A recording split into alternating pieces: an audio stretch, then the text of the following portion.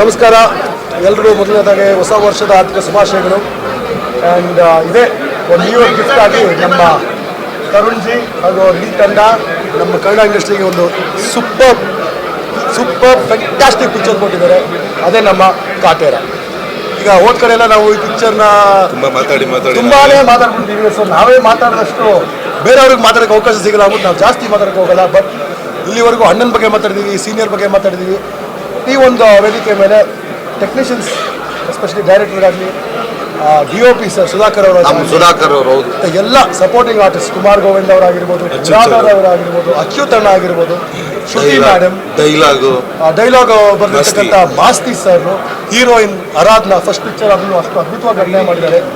And ಮತ್ತೆ sir ಇದೀರಾ ಅಲ್ಲ, ನಿಮ್ಮ ಬಗ್ಗೆ ಹೇಳ್ತಿದ್ದೆ, ಪರವಾಗಿಲ್ಲ, ಏನು ಗ್ಯಾಪ್ತದೆ ಏನು ಬೇಕಾಗಿಲ್ಲ, ನಾನು ನಿಮ್ಮ ಬಗ್ಗೆ ಆಗಲೇ ಮಾತಾಡ್ತೀನಿ.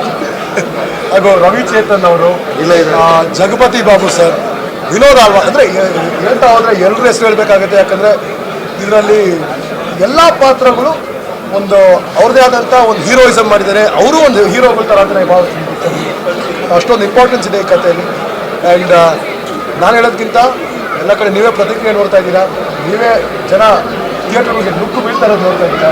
ಸೊ ನಮ್ಮ ಇಂಡಸ್ಟ್ರಿಗೆ ಒಂದು ಸಿಹಿ ಸುದ್ದಿ ಅಂತ ಹೇಳ್ತಾ, ಹೊಸ ವರ್ಷದಲ್ಲಿ ಒಂದು ಒಳ್ಳೆ ಗಿಫ್ಟ್ ಕೊಟ್ಟಿರ್ತಕ್ಕಂಥ ಡೈರೆಕ್ಷನ್ ಹಾಗೂ ನಮ್ಮ ಬ್ಯಾನರ್ ರಾಕ್ಲೈನ್ ಎಂಟರ್ಟೈನ್ಮೆಂಟ್, ರಾಕ್ಲೈನ್ ವೆಂಕಟೇಶ್ ಅವರಿಗೂ ಕಂಗ್ರ್ಯಾಚುಲೇಷನ್ಸ್ ಹೇಳ್ತಾ ನಾನು ಮಾತು ಮುಗಿಸ್ತೀನಿ.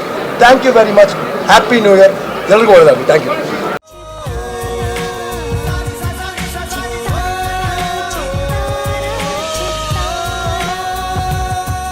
ಕನ್ನಡಿಗರ ಮನೆ ಮಾತಾಗಿರುವ ಸಿನಿ ಪತ್ರಿಕೆ ಚಿತ್ತಾರ, ಕರ್ನಾಟಕದ number 1 readers choice entertainment magazine.